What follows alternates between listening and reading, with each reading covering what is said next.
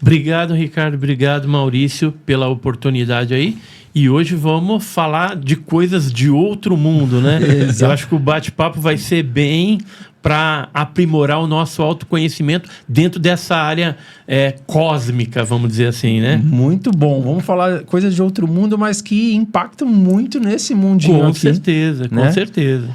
Então eu te pergunto, com essas novas informações aí que estão quase para surgir, né? Será que finalmente a gente vai ter a confirmação de vida extraterrestre? Então, é difícil prever, né, o que virá dessa petição do Trump.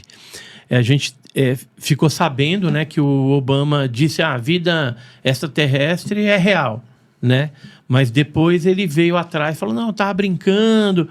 Só que, se a gente for ver o Donald Trump, ele ficou assim meio chateado com essa situação. Até no discurso dele lá, ele falou assim, já que ele falou isso, né, que tem, então a gente vai ter que, de repente, abrir aí para poder limpar a barra dele, né? Limpar a barra do Obama. E assim, o Obama, ele já vinha numa pegada de negar o assunto há bastante tempo, às vezes levava na chacota. Aí, quando o Trump assumiu e começou a ter aquelas audiências públicas no Congresso Nacional norte-americano, aquelas denúncias, David Grush, etc. e tal, aí o que o Obama fez? Ele pegou e deu uma mudada no discurso. Ele já ficou mais aberto, mais... né, antes que ele falava que não tinha, não... tem, mas não é bem assim. É secreto, é isso, é aquilo. Então ele mudou um pouquinho. E agora ele veio e botou o pé na jaca. Só que voltou atrás, mas aí o Trump já tinha solicitado, junto aos departamentos lá de inteligência e os órgãos que mexem com ufologia, a AARO também, né, que é o escritório novo aí deles, para que se libere agora essa documentação. Agora, as pessoas não sabem, pensam, amanhã vai estar liberado tudo na mesa. Não é assim que funciona. É um processo demorado, talvez tenha que ser feita uma triagem em cima do que vai poder liberar, o que não pode, o que é classificado, o que não é.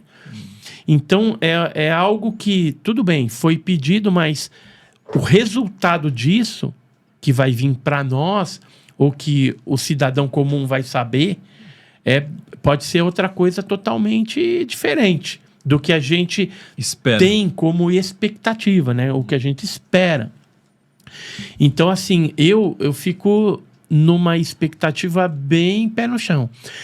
Embora sabendo que dentro do âmbito da política, a gente sabe que às vezes existem algumas estratégias para colocar uma cortina de fumaça em cima de outro assunto que não queira, talvez eles não queiram que venha muito à tona. Então, tem a questão do Epstein, né? Os casos, né? Pode ser que seja uma forma também, vamos liberar OVNI, porque o OVNI é mais popular, tá todo mundo falando, todo mundo quer saber, e a gente desvia o assunto do Epstein, né? Porque impacta... para a ufologia, né? Perfeito. Então, a gente tem que ter uma visão mais aberta de todas essas coisas para depois não vir falando, ele divulgou aí mais do mesmo. Né? Ou criou toda uma expectativa que foi frustrada. Então, eu prefiro, vamos ver, vamos aguardar, ver o que vai acontecer, né? Se vier à tona alguma coisa, muito bem. Se não vier também, a gente continua na mesma. Agora, o que está rolando já há algum tempo, e aí foi assim, quando o Trump estava durante a campanha dele, ele falou assim, eu vou liberar, se eu for eleito, eu vou liberar os arquivos do Kennedy, né? Vou liberar do Martin Luther King também e as coisas de OVNI. Os três estavam na pauta. Os três na pauta. O que ele fez? Já liberou 2. Do Kennedy e do Martin Luther King. Agora falta OVNI. Para o OVNI, o que ele fez? Ele nomeou uma deputada que é a deputada Ana Paulina Luna, para gerir, vamos dizer assim, toda uma gestão em cima de contatos com esses órgãos, né? Então, Pentágono, FBI, CIA, para poder ver o que pode ser liberado. Então, isso já está em andamento. Tem outro deputado, o Burleson, ele também está mexendo. Esse está mais saidinho, né? Ele tem falado na imprensa, olha, tem bases submarinas, tem 5 bases submarinas em território, ou seja, no oceano próximo ali aos Estados Unidos. Extraterrestres. Né? Então, ela fala o AP, né? Que seria fenômeno anômalo não identificado. Mas aí entra dentro do OVNI, né? Porque, assim, as pessoas falam extraterrestre, mas a gente não tem hoje como definir que a origem desses fenômenos seja extraterrestre. Né? É uma hipótese, é uma conjectura. Pode ser também ultraterrestre, que seria interdimensional, de outras dimensões. Poderia ser intraterrestre, mas aí não que a Terra é oca, né? Isso aí eu não acredito. Sim. Mas que pudesse haver em algum lugar cavernas ou protuberâncias na crosta terrestre que abrigasse bases operacionais estratégicas desses OVNIs. Isso eu acredito. Assim como o mar também. Se a gente considerar que 3/4 do planeta é água, o mar, oceano, né, regiões abissais, seriam locais adequados para abrigar esse fenômeno, uma base ali de operação, em vez de ele ficar viajando grandes distâncias aí até o local onde ele habita, né? Que a gente não sabe se é outra estrela, outro sistema planetário, se é outra dimensão, que nem eu falei. Hoje, a ciência, ela admite mais a hipótese ultradimensional, né? Caramba. Ultraterrestre, que seria interdimensional, né? Outras dimensões. Então, cientistas como Jacques Vallée, o Gary Nolan, o Hal Ptolemy, que é um físico norte-americano, eles admitem mais essa hipótese ultraterrestre. Eu acho que faz mais sentido essa hipótese do que a extraterrestre. Por que eu falo isso? Porque extraterrestre teria que vir de algum planeta, de algum sistema planetário, o nosso ou diferente do nosso. E o que acontece? A gente tem vários telescópios aí, né, procurando isso. Hubble, aí tem o James Webb, né? E a NASA, até então, não divulgou nada a respeito de vida extraterrestre. Ela divulgou o quê? Tem exoplaneta, que poderia ter vida, porque tem condições climáticas, de temperatura, a posição dela em relação ao Sol. Ela, então, estaria numa posição parecida com a da Terra, tem água em estado líquido, então poderia ter algum tipo de vida, né? Igual a nossa, ou a nível bacteriana, né? Algum tipo de vida. Além disso, o que a NASA fez agora recentemente, o ano passado? Teve uma audiência pública, já teve várias, né? Depois que começou essa modismo, né, do extraterrestre para lá e para cá, a NASA, para não ficar de fora dessas questões norte-americanas, uma vez que ela é uma agência que procura a vida, né, extraterrestre, tal, tem aquele projeto 7, tem um monte de coisa. Que ela divulgou, então, o ano passado? Uma live lá, foi uma audiência pública, onde ela falou que encontrou sinais que eles chamam de assinatura de vida em Marte, na cratera Jezero. E como que foi isso, né? Há muito tempo atrás, acredita-se que em Marte havia água. Sim. Tanto é que você consegue observar, até com luneta, tal, com telescópio, rios secos lá em Marte. Então, em algum momento, havia água. Se, teoricamente, a gente tem água, é bem possível que tivesse algum tipo de vida E aí o que eles fizeram? Eles descobriram que nessa cratera Jezero, né, que foi feita por um meteoro ali que caiu, há uma parte, um beiral dessa cratera que ele cedeu e o rio então desagou e preencheu essa cratera com a água. Então, todo aquele sedimento que ficou ali, caso houvesse vida, era possível, de repente, pegando uma amostra, localizar algum tipo de traço, né, de vida, essa assinatura de vida. E foi o que aconteceu. Aí o rover marciano foi lá, pegou a amostra disso e analisou. Porque eles têm equipamentos para analisar isso lá em Marte. Que é um robozinho que fica lá em Marte. É um robozinho que fica lá. Aí analisaram e deu que tinha vida.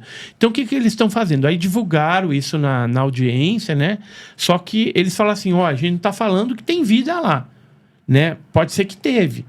Mas, cientificamente falando, para a gente dar essa notícia real de que tem, o que a gente vai fazer? A gente vai dar um jeito de trazer esse material para a Terra. Aí tem que ser feito mais 2 análises com laboratórios aqui na Terra diferentes. E se confirmar o mesmo resultado, ou seja, se achar assinatura de vida, aí vai poder se falar que existe vida extraterrestre no passado de Marte. Mas já é alguma coisa. Certo. Entendeu? Se lá que tinha água teve vida em algum momento, outros exoplanetas que têm a mesma configuração, pode ser que tenha. O que eles têm achado também? O James Webb, de vez em quando, manda aquelas fotos, né, dos gases que tem em algumas estrelas, alguns planetas, e já descobriu que em alguns desses planetas tem certos gases que só vida existente ali poderia gerar esse tipo de coisa. Só que está tão longe, que como que a gente vai confirmar se tem vida lá realmente? Então, também é um negócio que não dá para fazer. Aonde que eu quero chegar com tudo isso? De 2 uma. Ou a NASA sabe de muito mais coisa, mas não divulgou por questões políticas, normativas, de guardar esse segredo. Não seria um acobertamento? Um acobertamento, mas um acobertamento oficial. Né? Porque quem está por trás disso é um grupo que manda. Ou que está interessado, eu tenho plena convicção que esse grupo está interessado na tecnologia desses objetos, porque é uma tecnologia mais avançada. Quem detiver essa tecnologia e conseguir, através de um processo de engenharia reversa, fazer algum outro tipo de aeronave, ou usar mesmo essa tecnologia em equipamentos médicos, bélicos, ele vai dominar os países que são inimigos, que não têm. Ele vai ficar na vanguarda, vai ficar na frente. Então, eu acredito que o acobertamento existe por conta dessas questões de querer deter a ganância tecnológica, né? Então, tipo uma guerra política, econômica entre países aqui isso, mas por conta da tecnologia alienígena. Isso. Ou dessas naves que a gente não sabe de onde que vem. Então, isso talvez seja vamos assim, o motivo de se esconder do público. Por quê? Porque ao longo dos anos, o que a gente percebe? Grandes empresas da área espacial sendo contratadas pelo Pentágono ou por órgãos de inteligência, ou mesmo... aí vamos falar empresas. Quando eu falo empresa, você tem a Bigelow Aerospace, do próprio Elon Musk, a Lockheed Martin, por exemplo, a Northrop, né? Então são empresas que a gente sabe que tem alguma coisa alienígena ali, ou que já teve algum contrato, já teve alguma coisa que já, inclusive, já foi liberado pela Lei de Liberdade de Informação. Existem documentos de 2015, por exemplo, que foram liberados do Bigelow Aerospace, por exemplo, da ATP, que eles trataram de mexer elementos que eles chamavam de metamateriais, que eram metais de OVNIs, capturados, acidentados ou abatidos. E esse material eles testaram, fizeram um documento que eles enviaram isso para o Pentágono, né? Foram pagos para gerar isso. Esses testes de propriedades desses materiais, desses metamateriais, e depois o final era construir um local onde armazenasse todos esses metamateriais e ultramateriais. Certo. Então isso tem documentação liberada lá no coisa para quem quiser ver, entendeu? O próprio Robert Bigelow, né, o bilionário lá, ele já falou a respeito disso também. O Hal Puthoff, que trabalhou na equipe dele, que era um físico, ele disse que manuseou várias coisas, né? Inclusive viu material do Brasil.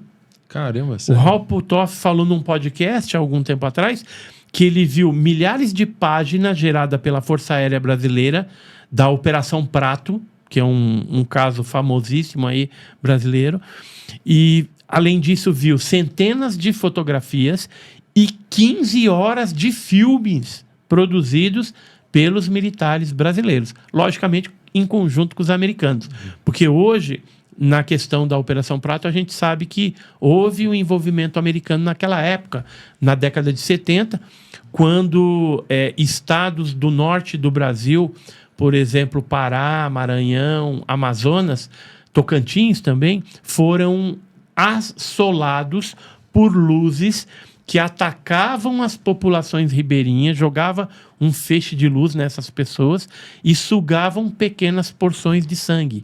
Caramba. Algumas dessas pessoas, hoje nós sabemos que foram abduzidas naquela época. Essa é a Operação Prato. Operação Prato. E assim, quem chefiou tudo isso foi o primeiro Comando Aéreo do Pará, primeiro Comar. Nossa. Quem foi inicialmente nomeado para fazer esse trabalho foi o capitão Uirangê Holanda, né, já falecido, tudo, morreu em 1997, e ele tinha 5 equipes de 5 pessoas, ou seja, 25 militares à sua disposição, que iam, cada 5, o grupo de 5 para cada área, para investigar e geravam relatórios, faziam fotografias, faziam vigílias, né, para tentar contato com essas naves, com essas luzes e com seres, né? Porque tem, dentro da casuística da Operação Prato, ou fenômeno chupa, né, que eles falavam, luz vampira, né, mais o termo ribeirinho ali, eles geraram tudo isso porque as pessoas estavam sendo apavoradas por essas, e atacados, né, por esses seres aí. O capitão Uirangê Holanda, em certo momento, quando ele entrou para tentar dissimular, vamos dizer, tudo isso, desmistificar, falar, olha, não é disco voador, nada, sim, deve ser coisa dos russos, entendi, ou de repente é uma histeria coletiva, né, alguma coisa assim. Só que, infelizmente ou felizmente, ao final do trabalho dele ali, no final de uns 3 meses, ele já estava tendo contato com o ser. E vendo naves em forma de bola de futebol americano, junto com os outros militares, ou seja, aí quando ele chegou no superior hierárquico dele, o superior já viu e falou, caramba, era para ele desmentir tudo isso, né? E aí agora, como é que a gente faz? O cara já virou um crédulo em cima do fenômeno, que você está vendo, foi implantado, ele tinha um implante no braço, outros militares ali também envolvidos nessa questão toda, e aí ele foi chamado e convidado a sair fora. Então tiraram da jogada o capitão Uirangê, deixaram o sargento Flávio Costa seguindo. Naquela época eles usavam codinome, né? Então, os militares, por conta dessa missão e tudo mais, tinha lá o codinome. O codinome do chefe dessa missão toda era Ernesto. Então, o capitão Uirangê Holanda, até um tempo, assinava como Ernesto. E depois que ele saiu, ficou o Flávio Costa assinando como Ernesto também. Mas E pegando o que você está falando agora, no começo você anunciou pra gente que você acha que é pra gente ter o pé no chão por causa de várias coisas, né? Que a NASA aponta o James Webb para as coisas e tal. E até hoje, assim, a gente ainda não teve nenhuma evidência de vida extraterrestre por parte deles. Pegando a ideia do acobertamento, será que eles não fazem também um acobertamento, não só em relação a outros países no sentido tecnológico, mas um acobertamento para nós como população, por nós ainda não estarmos preparados para receber essa informação de que vidas alienígenas existem? Olha, assim, eu penso que as pessoas estão, sim, preparadas. Pode ter algum nicho, por exemplo, você pegar o nicho religioso, evangélicos, por exemplo, que vão ficar tudo assombrado, né? Porque muitos religiosos foram doutrinados ao longo do tempo de que estão sozinhos no universo, né? Que Deus só criou a gente aqui e tá tudo certo. Mas não é bem assim. A hora que vier essa revelação, e essa revelação eu acredito que está bem próxima de acontecer, o meu chute é 2028. Tá. Só que eu acredito assim, segundo cientistas da NASA, você pegar a Ellen Stofan, ela deu um depoimento para uma televisão lá, um órgão de imprensa norte-americano, falando que era até 2025. Só que como teve todo o isolamento social, aquela coisa toda, isso foi postergado para 2030. Então depois ela voltou atrás e falou assim, não, até 2030 a NASA deve anunciar que tem vida extraterrestre, sim. Então, da onde ela tirou isso? Ela foi contextualizada em qual reunião que ninguém ficou sabendo. Exato. Né? Então, para você ter uma afirmativa dessa, partindo de uma cientista da NASA, significa que algum processo já está em andamento. É que nem, por exemplo, a gente está falando do Trump também, né? O Trump, ele com certeza já está com um discurso prontinho ali, na manga, para falar que vida extraterrestre existe. E olha que coisa interessante.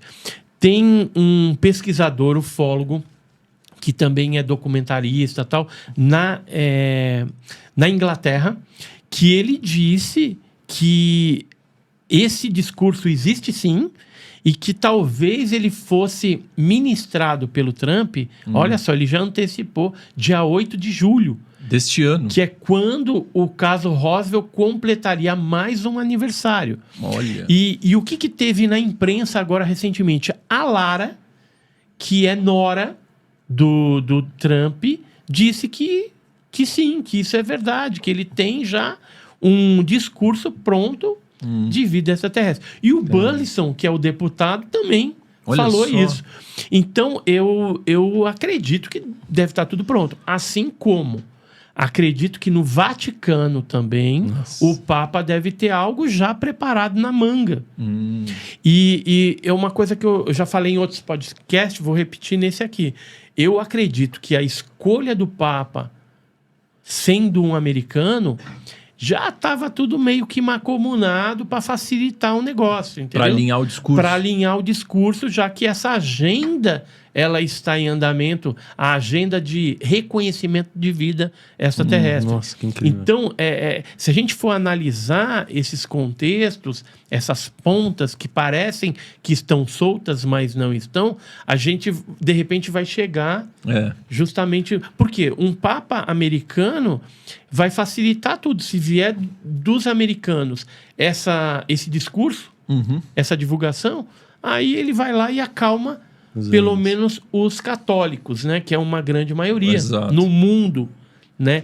Então, ninguém dá ponto sem nó. E assim, o americano ele já perdeu muito na questão espacial.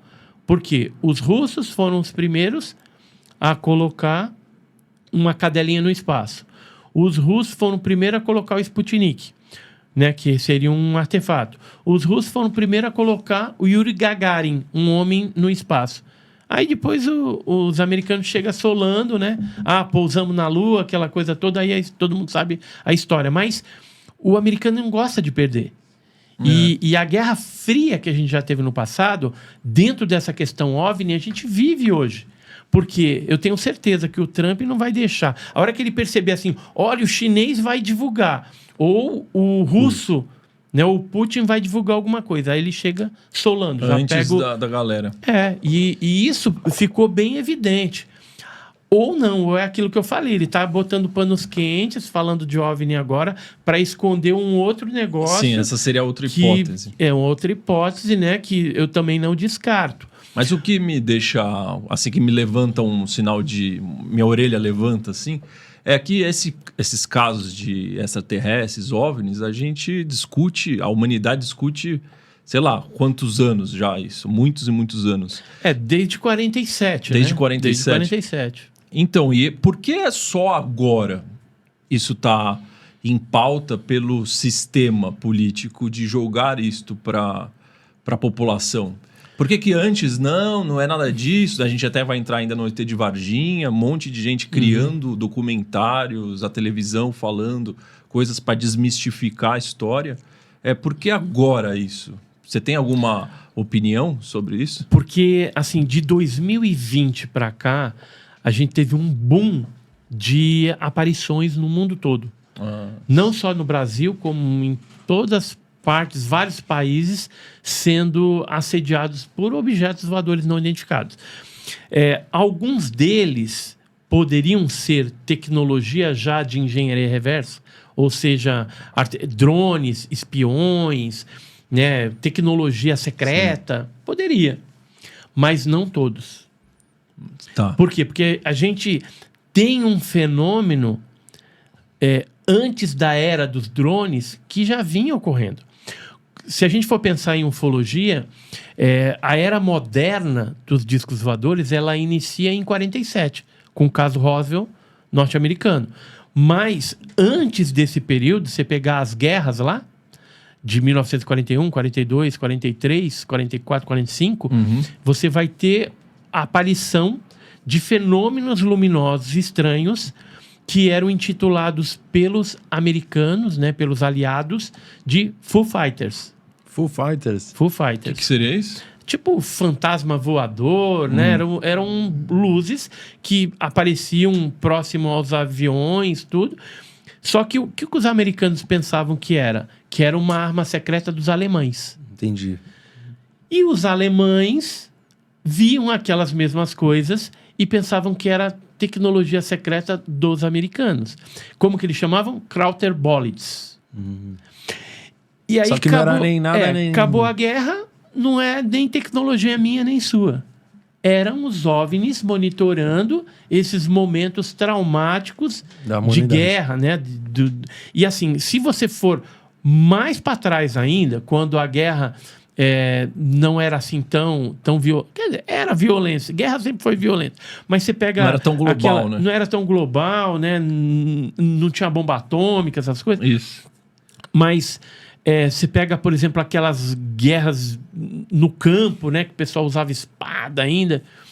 Então, você vai encontrar alguns anais escritos lá de pessoas que falam, olha, durante a batalha de tal e tal na Inglaterra contra os visigodos, não sei o quê, apareceu um fenômeno, uns escudos voadores. Caramba. Então, eles usavam outros nomes, uma bola de fogo, um objeto parecendo uma cruz apareceu, aí levava para o aspecto religioso. Então, já tinha avistamento durante a Idade Média, né? Em conflitos. Né? Se a gente for mais atrás ainda, você pegar, por exemplo, a América pré-colombiana, né? Os incas, maias, astecas, pegar lá os índios Hopis, né? Norte-americanos, os aborígenes da Austrália, né?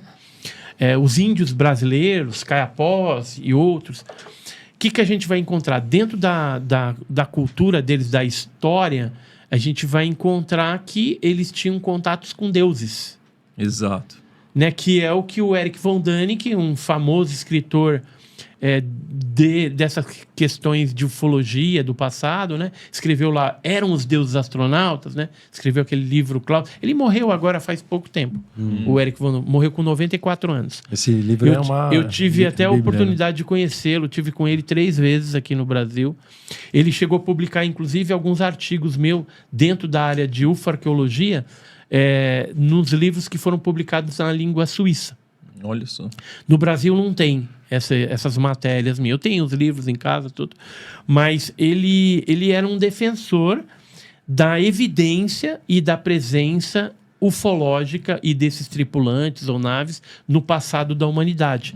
Ou seja, presentes na cultura desses povos primitivos. Então, não só esse, né? Sumério, Ilha de Páscoa, egípcio, aí passa por vários, a povo africano mais antigo. Então, a gente encontra o quê?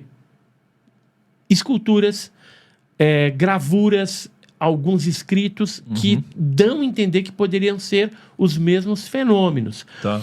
Se a gente for mais lá atrás ainda, pegar os primitivos, os pré-históricos, a gente vai encontrar pinturas rupestres e petroglifos que trazem algumas estruturas que lembram os discos voadores atuais e seres com capacete, com antena no capacete, com roupas assim espaciais. Aí a gente fica pensando, será que aqueles povos primitivos tinham contato já com esses tripulantes e deixaram isso registrado, já que não tinha internet naquela época, não tinha jornal, não tinha televisão, não tinha YouTube, não tinha nada disso. Então o jeito era fazer a pinturinha ali na caverna e deixar aquilo para a posteridade, uma vez que aqueles povos devem ter entendido que aquilo era algo importante. Aqueles contatos provavelmente foram alguma coisa importante. Deixa eu ver se eu tenho aqui, ó, por exemplo,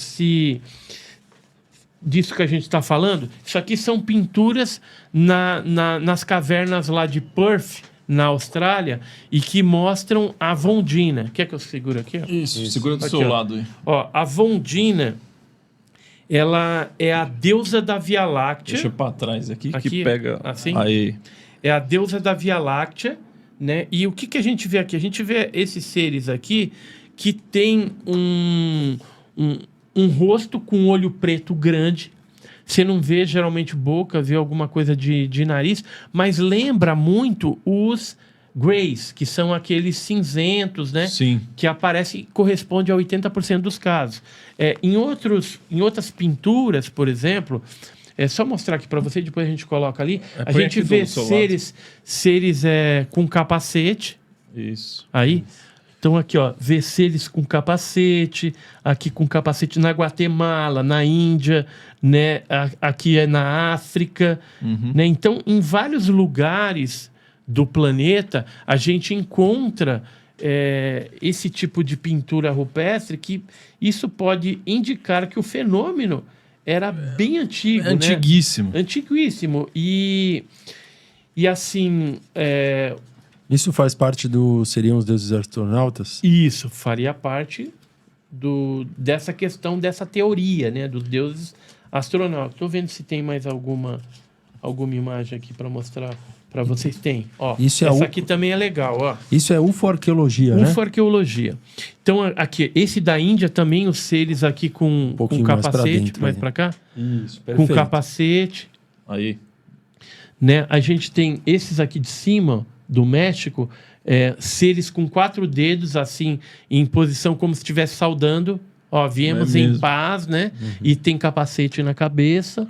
Aqui também capacete. Aqui já é o Tá. Olha nos Estados Unidos. Evidência. Estados Unidos. Brasil, ó. Um serzinho pequeno com capacete também aqui do lado. Isso aqui é no Piauí. Próximo ali a 7 cidades. Então, existem muitas evidências, e nessa época você não tinha drone, você não tinha avião, você não tinha nada disso. Hoje então, dá para confundir. O fenômeno, ele é real, ele já existia.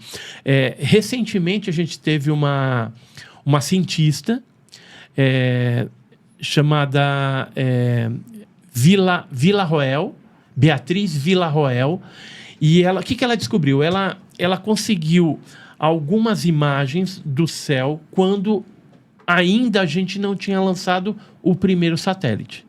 Ou seja, ela tem imagens antigas de filmagens e tudo mais. São inúmeras coisas estranhas que foram captadas no céu antes da colocação do primeiro satélite em órbita. Pela humanidade. Hã? Pela humanidade. Pela humanidade. Então, o que acontece? Gravaram lá esses objetos. Ela fez um estudo, falou assim, pô, mas se não tinha satélite, o que é isso? E aí ela foi apontando. E aí acabou chamando alguns pares cientistas, fez um paper científico e ela conseguiu provar que, isso não é nosso.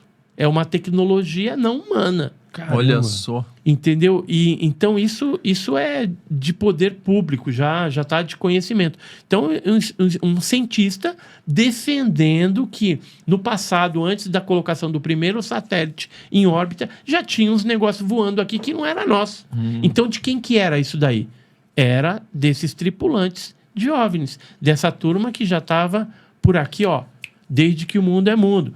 E aí isso gera uma preocupação na gente grande, porque o que eles estariam fazendo aqui? Né? Isso é uma coisa que a gente, assim, a gente sabe que é real, isso já não se discute. Então tem um fenômeno ocorrendo. É não humano, beleza. Sabe a origem? Não. Só conjecturas. Mas por que estão aqui? E há tanto tempo? Isso eu tenho me debruçado bastante e o que eu percebo que um grande processo de experiência genética com o ser humano está em processo. Mas é só isso? Não. Ocorrem implantes, pessoas que são implantadas, pessoas que são abduzidas e aí sofrem alguns tipos de experimentos com isso. E está ocorrendo também algum tipo de exploração de recursos minerais, talvez a nossa flora, a fauna também, por parte desses seres, né? Porque em alguns casos a gente detecta esse tipo de coleta por parte desses seres. Vão ali, pegam uma fruta, né? Se debruçam no solo e começam a pegar alguma coisa no solo. Aí depois você vai ver o que tem nessa região aqui que poderia despertar o interesse desses tripulantes dos OVNIs. Tem urânio, tem áfnio. Por exemplo, Cláudio, em Minas Gerais, tem áfnio, tem urânio. Em Varginha tem urânio. Né? Então, são coisas que você pode gerar energia. Pode ser alguma coisa que eles utilizem. Uma matéria-prima. Eu estou especulando aqui, mas se isso existe no mundo todo e existe alguma tecnologia, mesmo que não seja propulsão, seja algum outro tipo de energia, vai passar por essas coisas. Sim. Né? Vai passar por isso de alguma forma. E aí talvez eles estivessem interessados nesse tipo de material. E por isso que talvez o fenômeno seja tão sorrateiro. Meio que escondido. Escondido. Assim. Porque se eles divulgam o que eles estão fazendo, talvez o ser humano consiga interromper esse processo e aí os maiores prejudicados seriam eles, não a gente. Então, mas aí quando eu te perguntei por que o governo americano agora, depois de toda essa tua explicação que a gente viu que isso vem desde da ancestralidade, por que ele está querendo falar sobre isso agora? Aí me levantou essa questão. Será que, dado todas essas imagens rupestres, ou seja, eles apareciam para as pessoas e tal, será que eles estão planejando fazer alguma aparição maior, menos escondida para a população?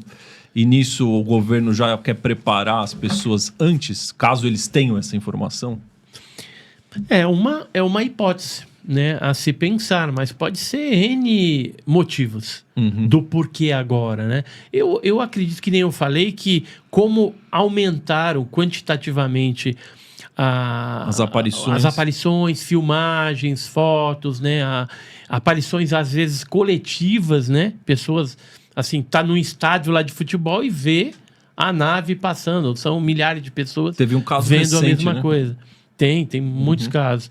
E aí, isso gera o quê? Um certo desconforto. Os governos e, vamos dizer assim, os militares que são os responsáveis por trazer segurança para a população, né, cuida disso, né? Eles não têm controle sobre esse fenômeno. Então vai chegar um momento que você tem que pegar e abrir. Não dá mais para tapar o sol com a peneira. O negócio está demais. Então a gente vai ter que abrir esse negócio. Tanto é que um dos indícios de que isso era uma diretriz ou era um cronograma que começou a acontecer foi a mudança de nomenclatura do fenômeno.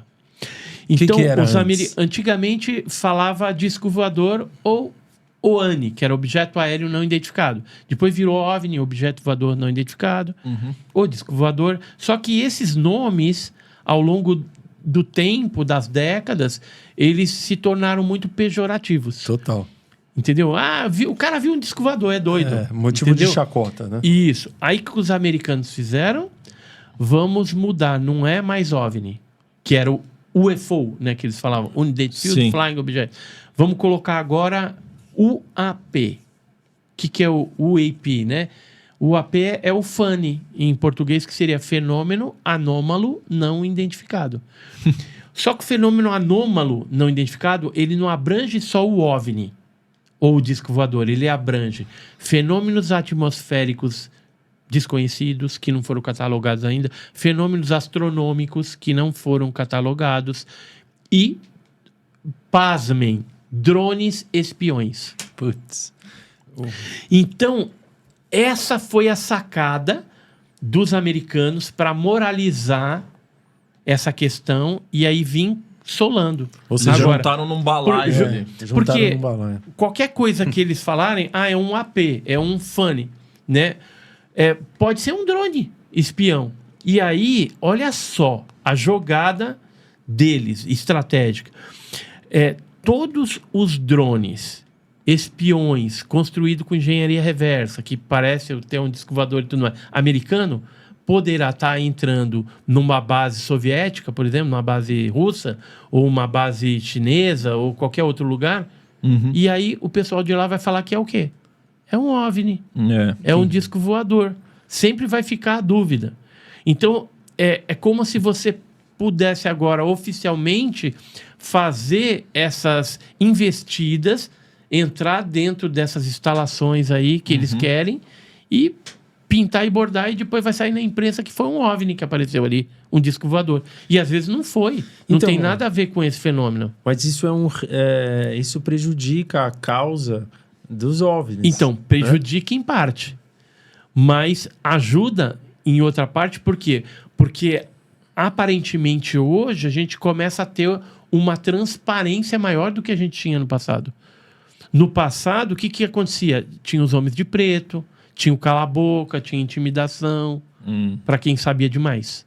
Tinha mesmo? Tinha. O próprio fantasia. David Grush, durante aquela audiência histórica lá no Congresso norte-americano, ele falou que teve pessoas que morreram por bisbilhotarem onde não devia nessas coisas. E outras morreram, provavelmente contaminadas, por terem que tratar com engenharia reversa. Mexer nesses elementos aí, né? Nesses metamateriais, ultramateriais. Né? Mas o pior é aqueles que foram silenciados pelos próprios governos ou por aqueles militares que queriam ocultar isso da população. Hoje, por exemplo, a gente tem algumas pessoas já falando desses metamateriais, de engenharia reversa. Deixa eu ver se eu acho aqui alguma coisa, que aí eu mostro para vocês. Aqui, ó. Recentemente a gente teve um ex-assessor presidencial, que é o Harold Malmgreen, que ele teve no podcast American Alchemy, né? E ele falou que quem que foi esse cara aí? Só para você ter uma ideia. Ele foi assessor de 5 presidentes norte-americanos. Ou seja, esse cara aqui, né, pro pessoal o cara exatamente. É o Harold Malmgreen. Tá. E ele disse agora, em abril de 2025, que manuseou metamateriais de OVNIs. Esse outro cara aqui, quem que é? Ele é o coronel aviador Ajax Augusto Mendes Correia, né? Coronel Coloca mais Ajax. para dentro aqui. Aqui, ó. Coronel Ajax é isso aqui. Ele foi recentemente, também em abril, num podcast de um amigo meu, que é o Ricardo Beccari, do Porta de Hangar. E ele deu um depoimento lá falando que quando ele estava na aeronáutica, né, piloto da aeronáutica, ex-piloto, né? Ele conheceu um major, que era o Major Gilberto Zandimelo. E esse major, na época, ele chefiava um departamento que pesquisava OVNIs para a aeronáutica. E a sede dele era no 4º Comar, aqui no Cambuci. E aí, o que ele contou, né? O que esse Major Zandimelo contou para o Coronel Ajax? Falou assim... Olha, nós pegamos uns fragmentos de um OVNI no Rio de Janeiro e estamos levando isso para São José dos Campos, que é a nossa área 51 tecnológica. Né? Então, ele deu esse depoimento, agora recentemente, falando de metamateriais. É o primeiro militar da aeronáutica brasileiro que cita metamateriais. Entendeu? Isso eu já sabia, né? Os ufólogos a gente sabe o que acontece para lá e para cá, e que essas coletas geralmente são feitas realmente, vai para São José dos Campos quando é metal, e quando é biológico, antigamente ia para a Unicamp, né, como é o caso de Varginha. Mas agora não está indo mais para lá, está indo para uma base de segurança máxima do Exército Brasileiro. Em São José dos Campos. No Rio de Janeiro. O que é um metamateriais? O termo? Metamateriais são materiais provenientes de OVNIs e que têm propriedades diferentes dos materiais que a gente está acostumado. Entendi. O ultramaterial é quando ele tem o isótopo diferenciado. Por exemplo, o OVNI de Ubatuba, que explodiu em Ubatuba, ele era, segundo as análises que foram feitas pelo Gary Nolan, num equipamento moderno que analisa o isótopo, ele descobriu que numa das amostras o material era 30% magnésio, era 30% diferente de qualquer outro tipo de magnésio existente na Terra. Ou seja, era algo de fora da Terra. Cara, quantos fatos, né? Extraterrestre. Esse de Ubatuba é incrível porque... Conta pra gente esse de Ubatuba, por favor, Edson. Então, o de Ubatuba é um caso que ele aconteceu no dia 7 de setembro de 57, na Praia das Toninhas, em Ubatuba. E esse objeto, ele explodiu, em certo momento ele explode. As pessoas que estavam na praia, pescadores, turistas, né, naquela época, passando o feriado de 7 de setembro, acabam vendo a explosão. E aí, alguns fragmentos chegam até a praia. Só que estavam quentes. Aí esperaram esfriar aquela coisa toda, pegaram esse material. Achei aqui, ó. Esse aqui é alguns fragmentos do material do OVNI de Ubatuba que explodiram. Isso aqui é um jornalzinho também de lá que publicou uma matéria. Tem inclusive um dos pescadores que viu a Marinha brasileira juntamente com americanos recolhendo um pedaço maior desse objeto. Isso aqui é o pescador, seu Virgílio, que viu, né, toda essa operação feita pela Marinha brasileira juntamente com o outra marinha estrangeira. Eu acredito que sejam americanos, tá? Que fizeram isso daí. Nossa, mas daí esse OVNI, então, que explodiu, ele era pequeno? A minha pergunta Não, era grande. Era grande. O pedaço grande foi coletado, colocado num navio e levado embora. Os fragmentos é que chegaram na praia, entendeu? Ah, tá. E o que eu estou tentando achar aqui é Aqui, acho que eu achei. Aqui é uma das análises que a gente fez na USP também, desse material. Então tá aqui, ó. E deu 99,3% de magnésio puro, né? É um material que é uma coisa que não tem na Terra. Não tem na Terra. Isso seria tem, um ultramaterial. Hoje, você pode fazer em laboratório hoje, tá? Mas aqui são matérias da revista O Cruzeiro antiga que publicaram sobre isso. Aqui é uma análise que foi feita no Ministério da Agricultura brasileiro sobre esse caso. Agora, assim, a NASA diz que não tem nada, que não sabe de nada, que não sei o quê. Nós conseguimos um laudo da NASA de 1981 deste caso de Ubatuba. Caraca, e aí? Isso aqui a gente conseguiu com um professor da FGV de São Paulo, que ciceronou um pesquisador da Universidade de Stanford, que veio para Ubatuba investigar sobre esse caso, isso em 1985. E aí ele ciceronou e ele já tinha feito várias análises. Análise na Caltech, em outras universidades francesas. Em Stanford também foi feita uma análise isotópica em 1976. E tem esse documento da NASA, onde o professor Peter A. Sturrock, do Instituto de Pesquisa de Plasma da Universidade de Stanford, ele solicita essa análise e coloca aqui, ó, Brazil Magnesium Sample, né, que é uma amostra de magnésio brasileira. Tá aqui no documento. E aí foi feita a análise pela NASA, assinada pelo chefe de Geologia? Geomistro, o que é? Alguma coisa, química... Geofísica, sei lá. Geofísica, alguma coisa assim. Geochemistry, não sei como é que traduz isso. Eu não sei como se traduz isso aqui, não. Richard J. Williams, né, chefe. Né? Tá aqui. Sim. E aí eles fizeram esse documento da amostra do caso lá de Ubatuba, né? Que sensacional. E o caso de Ubatuba, ele teve o recolhimento desses fragmentos também pela Marinha, pelo Exército.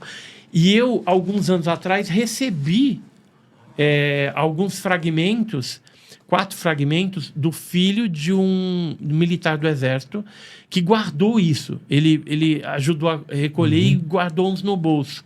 E aquilo, o filho, ele cresceu a vida dele todo, o pai falando, isso aqui é do disco voador lá de Ubatuba, do disco voador de Ubatuba, tal, né? E aí, quando o pai dele morreu, o filho achou uma petição minha, que eu tinha feito junto ao Exército, e pela Lei de Liberdade de Informação. Então, ele achou lá, sei lá, fuçando, achou. E aí, entrou achou meu nome e tudo, entrou em contato, falou, cara, eu tenho uns negócios aqui, isso para mim não tem valor. Não tem valor, mas para você, de repente, tem algum valor. Eu falei, então me manda, né? Ele falou, só vou pedir uma coisa, eu não quero que divulgue o nome do meu pai, porque ele foi uma pessoa importante dentro do Exército, então pode manchar o nome dele. Eu falei, não, tranquilo. Em relação a isso, aí o que eu fiz? Quando eu recebi as peças, eu resolvi ir na USP para analisar. Primeiro eu fiz uma análise qualitativa, e a qualitativa ela me deu que tinha bastante magnésio. Então eu já fiquei animado. Falei, opa, se tem um percentual de magnésio grande, tá condizente com o que eu sabia do caso, do passado, aqueles relatórios do Ministério da Agricultura, que é antigo.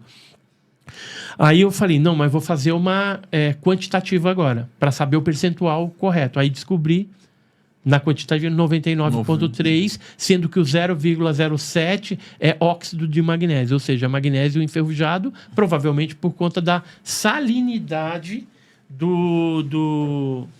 Então, mas dado que 99,3 não encontra na natureza, mas é possível fazer de maneira sintética, isso prova alguma coisa? Quando você chegou nesse número, por que ele era tão impactante? Em 57, você não tinha nenhuma metalúrgica naquela região. Na Praia das Toninhas, você tinha 6 casas de pescadores e que, vez ou outra, era alugado ali por turistas de São Paulo, interior de São Paulo, que iam passar o final de semana, ia beber, ia pescar e que estavam ali passando o final de semana. E outra coisa, como não tinha nenhuma metalúrgica no Brasil que fizesse aquilo naquela época, em 57, outra suspeita que a gente teria mas não poderia ser um meteorito? Aí eu pedi para que alguns especialistas, 2 especialistas em meteorítica, analisassem os laudos e o material. E o Paulo Anselmo Mattioli, por exemplo, ele me deu um laudo e falou assim, cara, isso não é meteorito. Eu não sei o que é, mas não é meteorito. Porque meteorito que tem magnésio tem no máximo 26%. Caramba. combinado com níquel, com ferro, estanfiodita, farrigitonita, outros uma metais. mistura. É uma mistura, geralmente. E assim, não existe nenhum meteorito que caiu na Terra que tem magnésio que tem 99,9, Nossa. 99,3. Ou seja, uma grande evidência de um UFO. Um pedaço de algo de fora, extraterrestre. Exato. Agora, o E Edson- assim, o pedaço tá aqui, eu vou mostrar, Ô, vou colocar na louco. sua mão. Ó, eles Caramba, vieram, que assim, emoção, são dois mano. pedaços desse. Aqui é o saquinho, você vê que inclusive a letra é daquela caligrafia de 57. Pode realmente. mostrar pro pessoal? Pode sim. Vou mostrar aqui, você consegue E aí mostrar? você Pode vai... tocar? Pode pegar. Aqui, ó. Se alguém tivesse que morrer, eu já tava Será que morto. a né? câmera pega aqui, ó? Olha como que brilha. Nossa, muito. E assim, tem gente que às vezes pega esse negócio e que já aconteceu. Aí começa a suar, tem outros que começam a sentir calor ou gelado, entendeu? Nossa. Cada pessoa tem uma reação estranha. É que nem, por exemplo, tem gente que pega esse pequeno aí e fala assim, não, eu não sei, parece que não tenho nada na mão. Né? O negócio esquisito, põe no pessoal. meio da sua mão. Aí fala, parece que eu não tenho nada Dá na pra mão. sentir uma energia, Né? assim, eu Vira a sinto. cara assim, faz assim, parece... Não, mas não tem nada aqui. Não tem nada mesmo. Caramba, Não é? incrível, hein? Olha que impressionante. Então, Muito é legal. assim, as reações são as mais loucas. Eu não sei. Eu, por exemplo, não sinto nada, assim, mas eu já sinto vi, uma energia eu aqui já na vi minha mão. gente suar, entendeu? Começar a suar, e fala, não, isso tá quente, tira da minha mão. Entendeu? Tá pelando. Eu falei, que pelando nada. Aí o outro pega, não, tá gelado. Não, pega aí, põe, não, tá quente. Que loucura, hein? Esse negócio estranho. O Edson, Nossa, eu então tenho uma aqui dúvida. é uma... Mas, pô, que coisa incrível. Eu tenho uma dúvida para você em relação. Pô, é tão maravilhoso isso tudo que você está falando e é brasileiro, né? Um produto brasileiro. Por que qual é o interesse do Brasil em não bater no peito e falar sim, encontramos exército, governo, afins? Por que a gente tem tanto que ficar embaixo da saia dos americanos escondendo isso? Excelente pergunta. Por quê? Porque existe um acordo desde 1941 entre o governo americano e brasileiro nessa questão de OVNI. Então, tudo que a gente consegue aqui de artefatos tecnológicos relacionado a esses OVNIs não humanos e também a biologia não humana, ou seja, seres não humanos, tem esse acordo para a gente dar de mão beijada para os americanos. Porque lá atrás, as cabeças pensantes da década de 40 entenderam que os americanos teriam mais expertise para lidar com engenharia reversa, já que o caso Roswell, né, aconteceu lá em 47, então eles teriam mais experiência com esse tipo de coisa. Que é o caso E Varginha em troca, deles. Só o pessoal que não sabe. Sim, é o caso Varginha deles. E aí, o que aconteceu? Durante esses anos, essas décadas todas, a gente dá tudo para os americanos. Pô, que vergonha. Né? É uma vergonha, porque a gente tem cientistas capacitados aqui que poderiam, de alguma forma, estarem trabalhando, né, essas questões e tudo mais, e de engenharia reversa, de colocando até o nosso Brasil aí na vanguarda também tecnológica, mas infelizmente a gente tem que bater continência para os americanos nessa questão ainda hoje. Mas o que eu ainda penso é que não é só uma questão do Brasil para com o americano, é uma questão do sistema, certo? O sistema, ele tem ali como pilares os governantes, então faz sentido para o sistema que não seja divulgado. E o Brasil e os Estados Unidos, ele está na mesma patamar do ponto de vista do sistema, entendeu meu ponto? Tá, e assim, Faz sentido? Não é só, por exemplo, os fragmentos de advindos de acidentes ou abatimentos de OVNIs. Eles também estão interessados no quê? Nos implantes, né? Então, o que acontece? O cidadão é levado dentro da nave, geralmente é implantado, é colocado alguma coisa nas pessoas, né? Então, esses seres estão processando esse tipo de implante. E assim, há algum tempo atrás, a gente tinha o Dr. Roger Carleir e o Daryl Sims, dois americanos que faziam cirurgias para extração desses implantes do corpo das pessoas. Caraca. Então, o que tinha? Às vezes você tinha implante metálico, você tinha implante biológico. Só que assim, eles descobriram qual a tecnologia desse negócio que está por trás? Não. O máximo que eles conseguiram descobrir é a composição química de implantes, por exemplo, metálicos.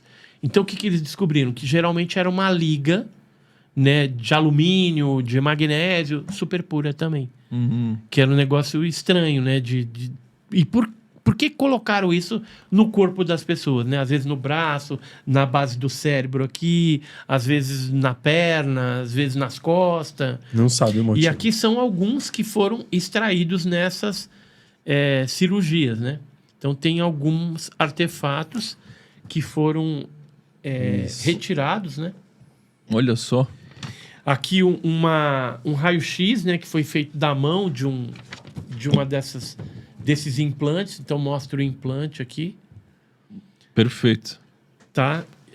Então isso aqui, e juntamente com os metamateriais, ultramateriais, é o que é mais cobiçado na atualidade pelos cientistas militares, porque eles querem saber como é que funciona isso.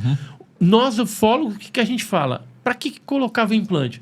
A gente só tem conjectura e hipótese, porque a gente não sabe para que eles estavam fazendo isso com algumas pessoas, e ainda continuam fazendo. Tá? Continuam fazendo? Continuam fazendo. Só que mudou um pouquinho. Agora, do metálico, passou para um biológico vivo, como se fosse um parasita. Tipo uma larva, assim. Tipo um bichinho que é conectado em algumas partes, e aí começa a sofrer alguns tipos de mutação também. Agora, o que a gente acha que é isso? É tipo um dispositivo onde talvez esses seres utilizem a visão dessas pessoas, a audição, para captar imagens e som. Como se a pessoa fosse uma máquina filmadora ambulante viva. Caramba! Ou para dispensar na mente da pessoa algum tipo de ordem. Vá para tal lugar, encontre tal pessoa, faça isso, faça aquilo. Tá? A gente não... São especulações, né? Por quê? E para localizar também. De repente, um sistema de localização. Então, ele saberia onde que a pessoa está. Tipo que nem o GPS que a gente coloca no golfinho, coloca na baleia. Então, você consegue saber... essa baleia que estava aqui no Oceano Pacífico, agora está lá no Atlântico. Um monitoramento. Um monitoramento dessas pessoas também. Então, a gente acredita que esses artefatos estão ligados a esse tipo de coisa também, quando colocados dentro do ser humano. Né? Você já teve contato com algum ser humano que teve Sim. que tem alguma coisa que você pode compartilhar? Assim, tem pessoas que às vezes procuram a gente. Eu tenho um negócio e tal. Mas é aquela coisa, eu não sou da área médica. Então, a gente como ufólogo, a gente precisaria de ter uma assessoria, alguma coisa de especialistas. Né? De parte científica, de medicina, enfim. Para poder auxiliar e poder dar respostas mais assertivas do que é isso. Que a gente sabe o que está acontecendo. Porque chegam os relatos. Então, geralmente, o abduzido volta com isso. O William G. mesmo tem vídeo na internet. Ele aperta assim o braço, tem um negócio aqui. Agora, o que é aquilo? E o pior é que ele já morreu, né? Ninguém extraiu isso para ver. Ninguém teve esse interesse, né? De fazer esse tipo de investigação. Mas seria importante que a nossa ciência brasileira acordasse e despertasse para isso, porque é um fenômeno que está ocorrendo. Né? Além disso, tem ufólogos americanos que se dedicam à abdução e que já escreveram, inclusive, livros, e eles estão bem convictos de que, na verdade, estaria ocorrendo algo em termos de hibridismo. O que seria isso? Criando seres meio eles, meio a gente. Nossa. E que a gente seria uma espécie de matriz também. Geradora, muitas vezes, dessas coisas. Por quê? Porque crianças híbridas seriam colocadas, esses fetos, né, dentro de óvulos, né, e fecundados. Depois do 3º para o 4º mês, isso é extraído da mulher. A mulher fica com cordão umbilical, com tudo dentro, normal. Só que a criança desapareceu, o feto. E aí esses fetos estariam sendo, isso segundo a descrição de alguns abduzidos que viram esse tipo de coisa, diz que tem tubos em alguns lugares, aquelas crianças dentro e tal. Então tem toda... Isso é baseado em relato, então a gente não tem prova disso, mas o Bud Hopkins, que era um pesquisador norte-americano, que escreveu o livro Intruders, ou Intrusos, tem até um filme chamado Intruders, eu até recomendo ver... ele mostra ali 3 casos verídicos que ocorreram de abduzidos e que ele junta, né, os 3 casos numa história só e fica um negócio bem interessante que mostra essa questão dos híbridos e das abduções que estariam ocorrendo nos Estados Unidos, já que isso é uma coisa muito comum. E hoje, por exemplo, a abdução clássica que a gente tinha, ela foi alterada por uma visita de dormitório. Que Como é assim? isso?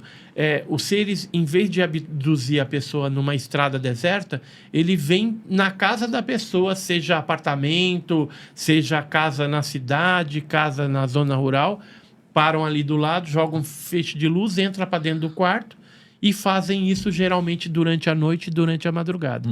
Então abduz dentro da própria casa da pessoa. Então, mas todos esses casos que você está comentando aqui, eles não são casos de seres interdimensionais. Eles são casos de seres dimensionais, aqui da nossa dimensão. Quando eles estão na nave, né, que a gente não sabe aonde que está, né, posicionada essa nave, tem casos que às vezes falam assim, que a pessoa pergunta, o abduzido está dentro da nave lá, passando pelo procedimento, e fala, aonde nós estamos? Eu falo, estamos a 200 metros abaixo do nível do mar, no mar da Patagônia, por exemplo.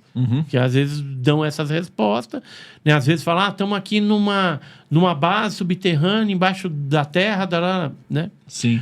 Então, mas em outras vezes não falo nada também. Não falo nada. Então, assim, não dá para bater o martelo. Para bater o martelo nessa questão, porque podem ser tipos diferentes, porque são descritos, às vezes, de formas diferentes. Então, pode ser uma tipologia diferente. Mas no caso dessa nave aqui, que a gente pegou os destroços dela na mão, o que seria, na sua opinião? Seria dimensional ou interdimensional? Não, então, eu entendo que a grande maioria dos casos, ele é físico. Ele é dimensional. Tá. Ele não é interdimensional. Não é um ultraterrestre. O interdimensional que ele fala, o ultraterrestre, ele vem de outra dimensão, certo? Ele vem lá de outra dimensão. Aí talvez, por eu não ter um nome adequado para isso, vamos imaginar um portal. Certo. Ele atravessa esse portal Pra da nossa dimensão dimensão. dele para a nossa dimensão. E aqui ele adquire uma forma mais densa. Certo. Compatível com a nossa. E aí, por quê? Porque as pessoas abduzidas dentro da nave, quando eles tocam nos seres, por algum motivo, é físico, é pele, né? É carne ali. Às vezes fala assim, nossa, mas são gelados, né? Sim, parece tipo uma lagartixa, alguma coisa, né? Sim. Então tem uma consistência estranha. Agora, quando está fora da nave, pode ser físico, mas pode ser o que eu chamo de energético holográfico. Que isso? Às vezes ele aparece como se fosse um ser luminoso. Ah, tá. Né? Que o pessoal aqui poderia chamar de quê? Fantasma. Tipo assim. Isso aqui é uma foto real mesmo de Olha um só. desses seres que apareceu no Rio de Janeiro. Pô, aqui do seu lado. Né? Na década, Mostra aqui, ó, na na década gente de aqui, ó. 70. Muda aqui, Bruno. Ou seja, esses tipos de seres às vezes são vistos, né? Vê a silhueta e só vê aquele brilho, né? Aquela coisa luminosa. Nos interiores aí, o que o pessoal vai falar? Vi um fantasma, vi a mulher de branco. Né? Ele vai levar para o folclore. Né? Sim. Vai levar pro folclore. Então. Só que, muitas vezes, esses seres têm ali o disco voador associado junto com a aparição. Junto da cena, né? E dá pra gente aparição. classificar... O caso de Cláudio, por exemplo, é isso. São seres luminosos que apareceram, né, para os policiais lá, né? Então, o caso Cláudio, a Gênesis 19, 20 de novembro de 2008, os militares viram esses seres luminosos. Agora, quando eles foram levados para dentro da nave, eram seres físicos. E aí eram os Greys, era cinzento de olho preto. Caraca, isso foi em Já 2020, não tinha. 2008. 2008. E aí, por que eu falo que pode ser um holograma? Porque talvez seja a forma que esses seres acharam para se proteger da agressividade humana. Porque no passado ocorreu casos em que, por exemplo, o caso Crixás, em Goiás, em 1967. O que foi esse? Um capataz, voltando da visita de família, amigos, já chegando próximo da fazenda, viu um avião, entre aspas, redondo, sem asa, parado no meio da pista. Ele foi se aproximando, aí viu 3 crianças ao longe, falou, 3 crianças estranhas, careca, vestindo a mesma roupa, uma roupa colante, e foi se aproximando. Quando ele chegou perto, falou, pô, isso aí não é criança, coisa nenhuma. Como ele era um exímio atirador, ele pegou a espingarda, mirou na cabeça do que estava no meio e pau! Nossa. E aí o ser caiu. Nisso que o ser caiu, os outros 2 já correram para acudir esse, né? E saíram arrastando para dentro da nave. E da nave saiu um feixe de luz verde, atingiu o Inácio no peito e ele caiu já meio desmaiado, enquanto a sua esposa, Maria, via já os seres desaparecer ali, junto com o outro, atingido, e a nave, então, subir na vertical e depois ir embora em alta velocidade. O disco voador. Ou seja, eles poderiam ter perdido um guerreiro, por isso que eles se defendem e às vezes aparecem de uma maneira holográfica. Então, aí o que aconteceu? Por isso que hoje eles talvez tenham essa precaução, né? Essa defesa. E aí o que aconteceu, né? Só terminando o caso lá de Crixás. Esse capataz, então, foi acordado pela esposa, reanimou ele, eles voltaram para casa. Aí ele começou a não passar bem. Naquele final de semana veio o patrão do sítio, que era de Brasília. Ele veio lá para Goiás. E aí perguntou, o que está acontecendo? Fulano aí, aconteceu isso. Aí falaram, não pode ficar desse jeito não, vamos levar ele para o hospital lá em Goiânia. Foi para Goiânia, que tem mais recursos, Crixás não tinha naquela época. E aí, chegando no hospital, foi feitos todos os exames, falou, filho, você tá com leucemia e você vai morrer. Caraca. E ele morreu. Tipo, rápido pra caramba. Rapidinho. E aí, qual foi a orientação do médico? Como a gente não sabe o que é isso, chegando em casa, queima todas as roupas, queima a cama, que a gente não sabe. Pode ser alguma coisa radioativa, né? Não sabe o que é isso, queima tudo e joga fora. E aí, a aeronáutica se interessou por isso. Foi para lá o Major Zani, que aquele cara citou, que eu conversei com esse Major Zani em 1997, vi no apartamento dele, aqui em São Paulo. Ele já é falecido. E me contou um monte de coisa e me contou esse caso também. Só que ele me falou o seguinte, que talvez o Inácio já tivesse algum problema de leucemia, alguma coisa, e que talvez o raio tenha potencializado aquilo e feito ele... Mas ele não sabe. É tudo especulações, porque a medicina naquela época não tinha condições arcaica, de saber o que era isso. Mas o Zani falou, foi um caso muito esquisito, diferente. Caramba. E que ele teve pessoalmente lá investigando tudo isso. Eu tentei conseguir os exames da época, mas o hospital me negou. É sempre assim, sempre me negam tudo. E o caso de Varginha, hein, que é o caso mais famoso que existe, né, Rosa? Uhum. E, tipo, se você puder contextualizar pra gente, por que tá vindo à tona isso agora, né? De novo, a pergunta do Maurício. Já aconteceu lá atrás, fez 30 anos em janeiro desse ano aqui, de 2026, e agora que veio à tona com uma força tão profunda.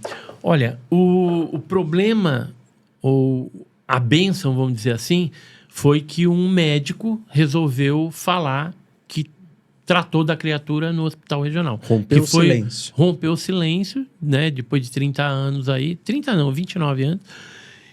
E é o doutor Ítalo Venturelli. E ele já havia comentado que tinha visto uma fita, um vídeo.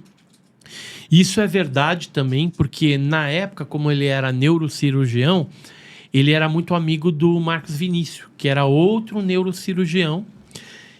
E esse neurocirurgião, que era mais novo, o Marcos Vinícius, é que filmou o procedimento da criatura. E aí chamou ele, porque é normal. Quando um novato faz alguma coisa, e como era algo não humano ali, né? Chamou o outro e falou, ó, vem ver o que eu fiz. Dá uma olhada aí, ó. Fiz isso aqui, ó. Fiz esse procedimento, assim, assim. Então chamou ele. Mas inicialmente ele mostrou na câmera. E depois, né, falou, mas o que é isso aqui, né? Porque aí o Ítalo Venturelli falou, ó, olha ali, ó. E aí mostrou já a criatura deitada. Ela estava ali presencialmente. E aí, nisso, ele teve a interação, teve telepatia com a criatura, tudo. Então, o depoimento do Dr. Ítalo Venturelli, ele é real, mas eu acredito que ele não falou tudo ainda. E eu acho que ele não se exporia a esse ponto se ele não tivesse um trunfo na manga. Tipo... Eu acho que ele tem a fita, ou tem alguma coisa que... No momento oportuno, ele pode vir ou já deixou até avisado, ó, se eu morrer, alguma coisa, né, manda essa fita para fulano, para cicrano. Assim, estou especulando, mas eu pela importância dele dentro da área médica, ó, só para vocês terem uma ideia, Dr. Ítalo Venturelli, ele foi diretor do Hospital Humanitas, diretor do Hospital Regional e diretor do Hospital Bom Pastor. 3 hospitais em Varginha. Ou seja, não é qualquer pessoa... É um relato de valor, então. Né, tem conhecimento, sabe o que está falando, não se exporia de tal forma se não tivesse respaldado. Primeiro porque ele é um enxadrista. Ele gosta de jogar xadrez. Então, como um bom enxadrista... Ele já pensou 3 passos na frente. Lá na frente ele já sabe todas as jogadas, entendeu? Se acontecer isso, eu movimento essa peça para cá, para lá. Tanto é que, antes mesmo dele abrir o jogo, ele escreveu um artigo dentro de um clube de enxadristas, contando o caso de Varginha como se fosse uma ficção. Só que ele começa o texto falando assim, esta ficção entre aspas. O texto que ele publicou, ele colocou, esta ficção, se é ficção entre aspas, é porque não é ficção. Sim. E nesse texto que está na internet, inclusive, ele fala de 3 criaturas. Então tem muito mais coisa. Não só uma. Não era só uma, porque para o hospital regional a gente sabe que foram 2, pelo menos. Caraca. Fora aquela que foi parar lá no Humanitas, que foi retirada de lá, que já estava morta. E essa como que foi parar lá? Foi remanejada do regional para o Humanitas? Ou foi direto para o Humanitas? Aí a gente fica pensando, pô, mas não era ideal você centralizar tudo num hospital só? Sim, né? Mas por que não foi? Por que tem situações que aconteceram no Humanitas? Isso eu nunca falei em podcast nenhum. Por que tem situações que aconteceram no Humanitas e situações que aconteceram no regional? Porque o diretor, na época, do Hospital Regional e do Hospital Humanitas era o mesmo diretor. Era o Adilson Uzier Leite. Era o mesmo. Então facilita. Ele já estava sabendo. Manda para lá, manda para lá. Porque ele era o chefe... O Adilson Uzier Leite era o chefe diretor dos 2 hospitais naquela época. Então facilitou o esquema. Essa comunicação. E talvez, se uma delas foi remanejada para o Humanitas, vamos supor que era do regional, estava no regional, foi transportada para o Humanitas. Por que isso aconteceu? Porque o regional fica bem no centro da cidade. Caminhão militar, um monte de coisa ali, polícia... Entendeu? É muita muvuca no centro. Muito mais gente vai ver. E o Humanitas fica onde? Afastadinho do centro da cidade. Numa lateral que dá para fuga. Entendeu? Então é mais fácil. Vamos remanejar para lá porque a gente concentra os militares ali. Menos gente vai ver isso. Entendeu? Então é por isso que agora está vindo à tona esse assunto, por causa desse... Por conta do depoimento do Dr. Ítalo Venturelli. E aí o depoimento dele gerou também muita coragem em algumas outras testemunhas que devem falar em breve. Olha só. Tem, por exemplo, depoimento de militares que participaram dos cercos lá de captura. Tem um que eu já conversei. e que está me prometendo um vídeo, de gravar em vídeo. Tem um outro que é um funcionário da Unicamp que viu a criatura dentro da geladeira, juntamente com o Badam Palhares. E o interessante é que a gente teve recentemente um documentário tentando desconstruir, que foi totalmente tendencioso. De uma emissora pro lado aí, né? de uma emissora... nem vale a nem pena vou falar Plim, qualquer plim, emissora. plim, plim. Exato. E que foi totalmente tendenciosa. Ela deu voz aos negacionistas e não deu a mesma voz para o pessoal que defendia, que conhecia o caso. Ou seja, foi um negócio tendencioso para desconstruir o caso mesmo. Mas tem uma coisa boa desse documentário, é a única coisa boa, que o Badam Palhares ele aparece falando que na época ele recebeu uma ligação do Exército dizendo que alguma coisa chegaria de Varginha, que era para ele não deixar a operação, ou seja, para ele continuar trabalhando, que ia chegar um negócio ali. Do Exército Brasileiro. Do Exército Brasileiro. Só que o Badam fala assim, mas ele não recebeu. Falaram, né, ligaram de lá, eu fiquei trabalhando tudo, mas eu não recebi. Quer dizer, isso é estranhíssimo demais. Por que o Badam falaria algo desse tipo? Badam Palhares é um legista da Unicamp, o principal, e que a gente sabe que fez a necrópsia na criatura de Varginha, juntamente com o Corradinho Metz e outros médicos lá. A equipe da doutora Fátima e tal. E o Badam Palhares, antes, na época de Varginha, ele fugia de ufólogo que nem o Diabo da Cruz. Ele fugia de repórter por conta dessa questão de Varginha, que nem o Diabo da Cruz. Ele só deu depoimento, assim, e autorizou a presença do Goulart de Andrade, que era daquele programa Comando da Madrugada. Então ele foi lá, tal. Só que o Badam, muito esperto, levou o Goulart de Andrade para uma área que estava até desativada, que não tinha nada ali. Ele não era ali a operação dele. Ele não levou para o lugar onde estava efetivamente a criatura, ou por onde tem esse departamento onde é feito... Fazia-se, né, essas análises naquela época. E assim, nunca antes, em 96, ele falou que recebeu uma ligação do Exército e que receberia alguma coisa de Varginha que ele não recebeu. Quer dizer, isso é novidade. Para mim, cheira como uma dica do Badam, uma vez que ele está aposentado agora. O caso já completou 30 anos, ou seja, já passou o prazo de ultra secreto, que seria 25 anos. Mas você acha que essas pessoas receberam orientações de autoridades para não comentar sobre o caso? Sem sombra de dúvida. Algumas dessas pessoas eu conversei pessoalmente e me falaram exatamente isso. E algumas receberam dinheiro para ficar caladas. Ameaças também, será? Ameaças também. Caraca. Agora, teve gente que era terceirizado, aí eu não vou falar nem de funcionário principal ali, médico principal. Terceirizados que trabalharam para a Unicamp, que eu cheguei a conversar. Falou, cara, a gente, depois de um tempo, né, foi chamado para fechar a conta, me pagaram todos os meus direitos e ainda deram um bônus para mim ficar quieto. Só que ele pegou e me contou, né? Sim. As paradas todas que aconteceu lá de fato, né? Mas daí os Estados Unidos já estão no meio nessa silenciada aí ou não tem nada a ver? Então, até ia te perguntar qual que seria a conexão entre o ET de Varginha com a Área 51. Existe essa conexão? Total conexão. Porque o que aconteceu? Vieram os americanos para cá no dia 20 de janeiro de 96. Tem o depoimento do ex-controlador de voo Marcos Feres, que deu esse depoimento e falou, olha, no dia 20 chegou um C-17 e pousou em Viracopos. Tá. Lá, um outro militar chamado Pedro Daum, ex-militar da FAB, me falou que a aeronáutica ajudou os americanos numa logística no dia 20, 21 e 22. Está aqui no meu livro. Esse aqui é o Marcos Feres, ó. Marcos Feres. Esse aqui é o C-17 que pousou em Viracopos. E Viracopos naquela época, para a galera saber, não era comercial, né? E o Pedro Daum é esse aqui, tá? Esse aqui é uma das aeronaves que levou algumas autoridades da aeronáutica lá para Varginha.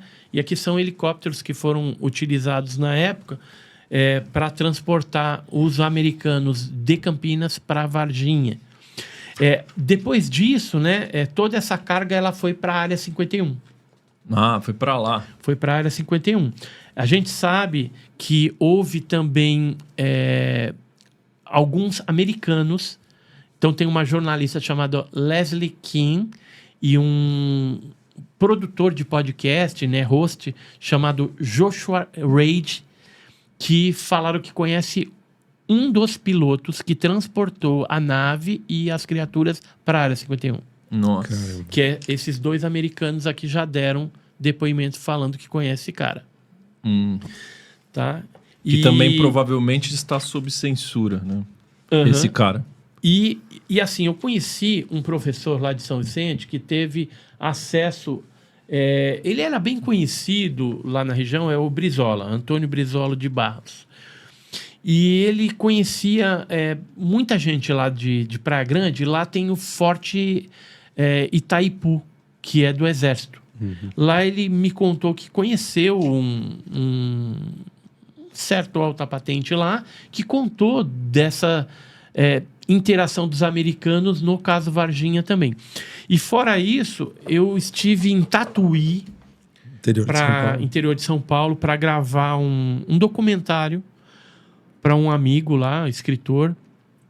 E durante essa minha estadia lá, ele falou: Edson, eu tô com uma amiga minha aí que ela sabe o negócio de Varginha. O marido dela trabalha lá na Área 51. E ela tá aí. Eu falei: demorou, chama ela para um café. Se ela puder gravar comigo, alguma coisa. Ela falou: então vou chamar. Ligou na hora. Ela falou: vou aí tomar um café assim. Beleza. Aí combinou.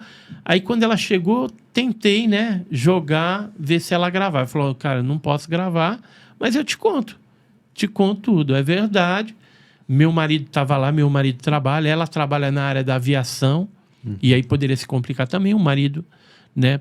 Mas contou tudo, que naquela época foi levado as criaturas e a nave para Groom Lake, que é a Área 51.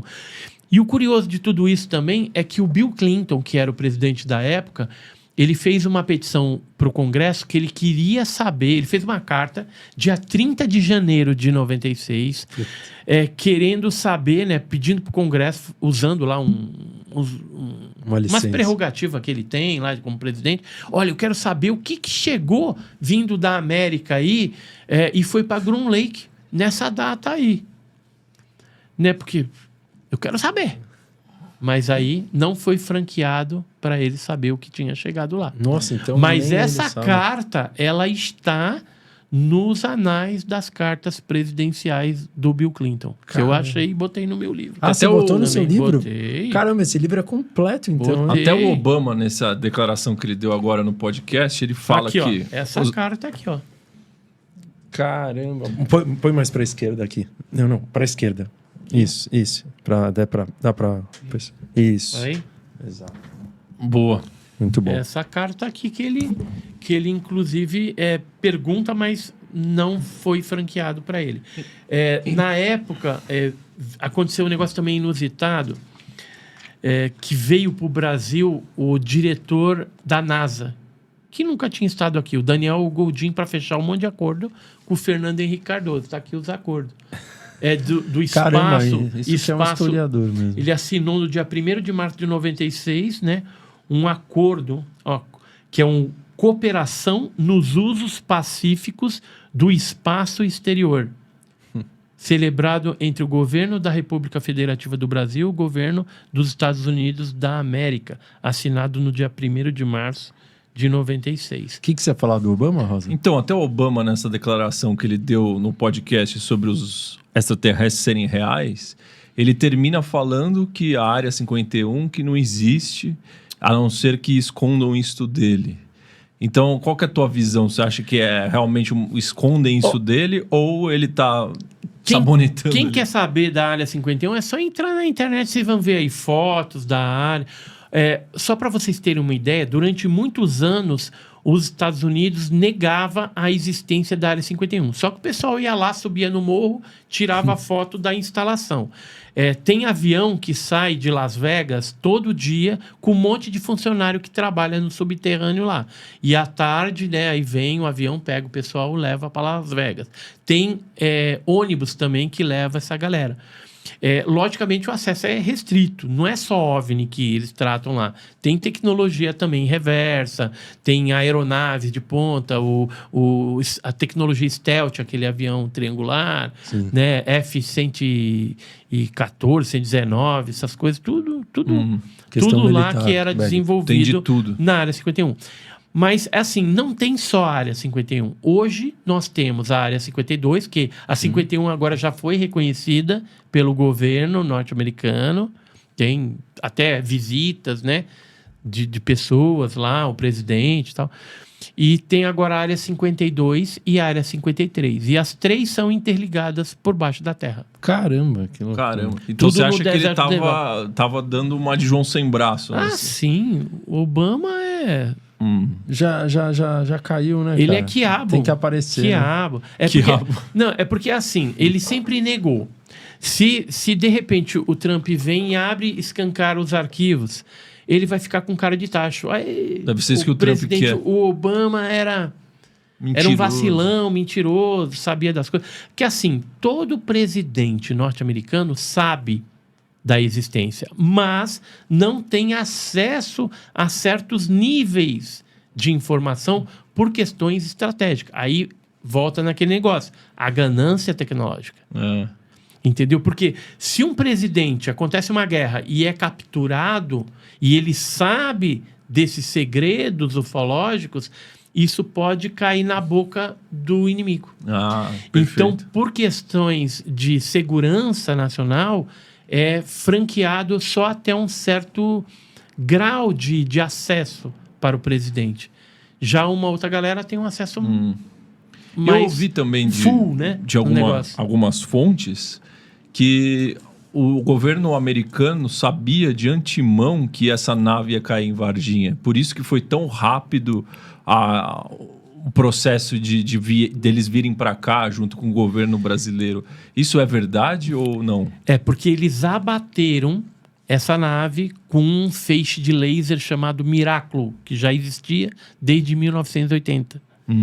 Então, o que eles fizeram? É uma tecnologia que era tipo aquelas tecnologia Guerra nas Estrelas. Tá. E eles abateram essa nave que já estava assediando o sul de Minas Gerais, aquela região, há bastante tempo, desde o dia 13 de janeiro de 96. Existem relatos de aparições ali naquele local. Então, quando eles mandaram o feixe, avariou a nave, eles sabiam exatamente que ela estava perdendo altitude e onde ela cair. Latitude tal, longitude tal. Que era sul de Minas Gerais. Por isso que eles chegaram tão rápido. Porque foi algo que eles abateram. E aí falou, deixa a gente chegando aí, a gente e vai como tomar. Que se sabe disso, que foram eles que abateram? Porque na época, quando a gente estava investigando, um cara da aeronáutica, que esse eu não posso falar o nome, mas na época o Birajara sabe quem é, o Vitório Pacatini sabe quem é, o Claudeiro Covo, o falecido Claudeiro Covo sabia quem era. Ele veio e contou que o NORAD, não foi o NORAD que abateu, tá? Foi o feixe de laser de uma outra base militar, mas o NORAD é o que faz a negociação, né, tipo o administrativo, contato com o governo brasileiro. Então, existe um telefone dedicado, um telefone que está ligado NORAD, norte-americano, ligado, na época era CONDABRA, Comando de Defesa Aeroespacial Brasileiro. Hoje é COMAI. E tem esse telefone lá ainda. Tá? Então, esse telefone está ligado, eles ligaram pro CONDABRA, na época, e falaram assim, tá caindo negócio aí, abatemos, tal, estamos indo para aí. Beleza? Beleza. Fio de bigode.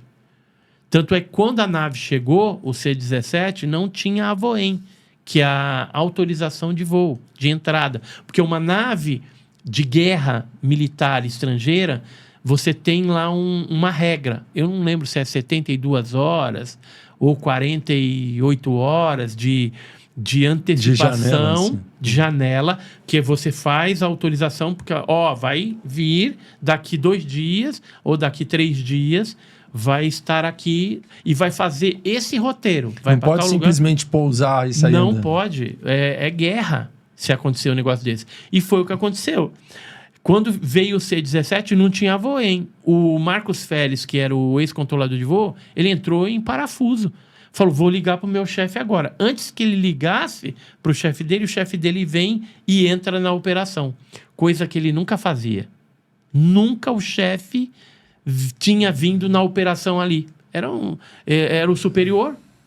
Já tinha um outro chefe ali, né? Subalterno dele, né? E geralmente eles tratavam por telefone. E aí o cara vem pessoalmente e fala, Félix, tá entrando aí um C-17, tal, fica tranquilo, não tem a Voem, depois a gente vai atrás, depois a gente regulariza. E já vou te avisando, tem 2 helicópteros da aeronáutica esperando lá em Viracopos para levar os americanos para Varginha, beleza? Caraca.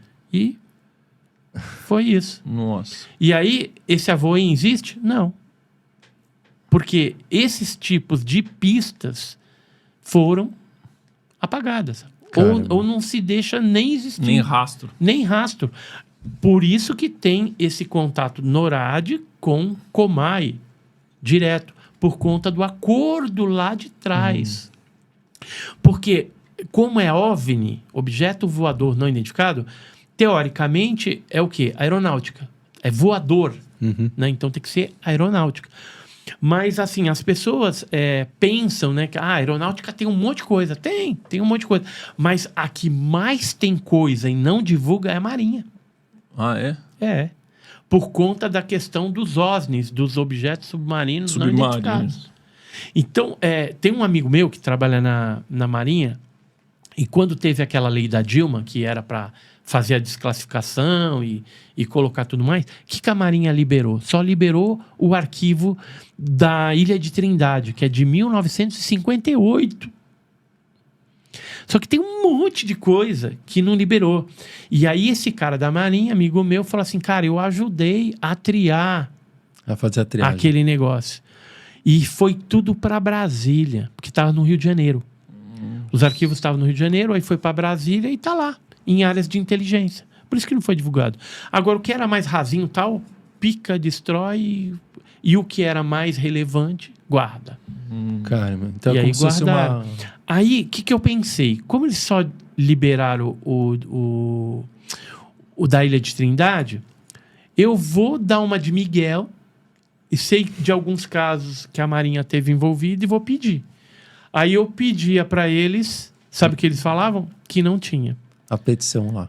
Aí eu dei uma de malandro. Qual que foi a minha estratégia? eu sei qual que é o navio envolvido, eu vou pedir o livro de quarto. O que é o livro de quarto? É como se fosse um BO, um boletim de ocorrência do navio. Porque eles poderiam ter feito algum relatório, mas eles são obrigados a registrar, pelo menos sinteticamente, resumidamente, o fato. Aí foi uma lógica boa. Pedi, pum, aí veio. O que tinha lá? Estava escrito do caso do OVNI. Nossa. De outros casos, né? Só que quando eles perceberam a minha estratégia, a minha malandragem, agora Cortaram as asinhas. Aí eu não consigo mais nada. Caramba. Agora. E você acha Entendeu? que nesse... Mas assim, então tem mais coisas, só que eles não quiseram informar. E o Exército, ele não disponibilizou nada. E aí você pede lá, eu sei de vários casos, você pede, eles falam que foi destruído. Aí eu falei, beleza, foi destruído? Tá, então eu quero o termo de destruição, porque eles têm que fazer um documento, segundo o normativo militar, tem que fazer um documento e colocar o resumo do que está sendo destruído, nominale. Olha, estou destruindo o relatório referente a um avistamento de OVNI, não sei o que, tem que colocar lá. Só que aí, quando eu pedi o termo de destruição, sabe o que eles me responderam? Que o termo de destruição também foi destruído. Então, quer dizer, é uma baita de uma sacanagem, palhaçada mesmo, que eles não querem divulgar nada disso. Então, mas eu ia te perguntar, você acha que nesse disclosure aí que o Trump tá prometendo para nós, existe a possibilidade de ter alguma coisa que eles liberem de informação sobre o caso Varginha ou até de Roswell? Olha, é mais fácil eles liberarem. É porque, assim, Varginha é muito recente ainda, né? Mas é mais fácil eles liberarem coisa brasileira e de outros países do que liberarem do próprio Estados Unidos, do interior ali, né? Então existe uma possibilidade. Muito grande. Olha. Porque nos documentos, por exemplo, da CIA, do DIA, né, do FBI, aqueles antigos, a gente acha um monte de coisa do Brasil. Tem até um memorando falando a respeito da noite oficial dos OVNIs, 19 de maio de 86, citando Osiris Silva, citando ali... O que foi a noite? A noite oficial dos OVNIs foi 19 de maio de 1986, e teve 21 objetos voadores não identificados que invadiram o espaço aéreo e saturaram os sistemas de radares. Aí o brigadeiro Otávio Júlio Moreira Lima mandou ao encalço dos objetos caças de interceptação, F-5 e Mirage. E nessa tentativa, né, de interceptar os objetos, não conseguiram nada. Não conseguiram se aproximar. Teve um objeto, saiu de Mach 1 ponto coisa, né, que ele estava só mantendo ali o 1.2. Aí ele saiu de 1.2 para 15 Mach, 15 vezes a velocidade do som. E deixou o piloto do caça no chinelo, né? Caramba. Deixou para trás. Então, assim, casos importantes como esse, Noite Oficial, Operação Prato, o próprio caso Cláudio, De com Ubatuba. certeza, Ubatuba, né, Varginha, sempre tem aí o envolvimento norte-americano. Caramba, muito interessante, hein? Eu te pergunto, qual que, na sua visão, é o maior desafio para vocês, ufólogos iguais você, Edson, que realmente tem todas as informações na ponta da língua aí, você sabe o nome de todo mundo, as datas. Qual que é o maior desafio nos próximos anos e décadas em relação à ufologia? Qual que é o maior desafio? Eu creio que, assim, a ufologia hoje, ela vive de quê? De relatos, de buscar evidências e também da gente ter essa luta contra o acobertamento. Ou seja, a gente busca o desacobertamento. Então, essa é a função do ufólogo. Hoje, a partir do momento que um Trump ou alguma agência, relevante, a assim, NASA, por exemplo, faça alguma revelação de que vida extraterrestre exista de alguma forma, o ufólogo, como nós conhecemos hoje, ele deixa de existir. Ele vai ter que sofrer uma mudança na sua atuação. E aí eu entendo que a gente vai virar uma espécie de exopolítico. Sim. O que você quer dizer com isso? A gente vai ter que criar normas baseado no conhecimento que a gente tem da ufologia, do fenômeno OVNI, e dessas questões todas, criar normas para quando esses seres estiverem no meio da gente. Para evitar do ser vir aqui comer o pé da cadeira, entendeu? Entrar no shopping fazendo bagunça. Porque não existe normas, leis em relação a esses seres. E a hora que acontecer a revelação, a gente vai ter que se preocupar com outras coisas, porque acobertamento não vai ter mais. Sim. Você vai ficar pegando casinho para lá, para cá, procurando evidência? Não, porque já está escancarado. Então, a gente tem que pensar nas questões estratégicas, né? normativas, de como que eles vão se adaptar a essa cultura, como que vai ser essa troca de cultura, porque os impactos políticos, financeiros, Sociais, culturais, religiosos, vão ser imensos. Exato. Né? Então, é lógico que na questão da religião já deve ter gente pensando. Né? O próprio Papa, né? Um grupo deles lá já deve estar pensando. Se acontecer isso, a gente vai ter que acalmar o ânimo dos fiéis, senão o dízimo não vem mais. Né? E financeiro? Hã? Você falou que vai ter um impacto financeiro também. Financeiro, você vai ver. A hora que revelar isso aí, vai ser bolsa caindo, vai ser uma doideira. Vai ser uma doideira total. O magnésio vai subir, né? O magnésio vai subir, né? Melhor investir em magnésio, né? Investir em magnésio. Vai ser mais ou menos quando foi alguns casos grandes da história, né? Falar em magnésio, eu tenho quatro fragmentos, né, do OVNI. Eu estou tentando vender um para conseguir fazer um investimento de um museu em São Paulo, onde eu vou colocar não só pedaço de OVNI, pelo de chupacabra, amostra de coisa. Eu tenho tudo isso. São 46 anos que eu pesquiso e fiquei juntando esse monte de coisa. E como a profissão de ufólogo deve acabar, a gente tem que deixar isso no museu, porque vai ser passado. Essa história, ela tem que ser contada. Né? Só que assim, eu tenho feito vários apelos, né?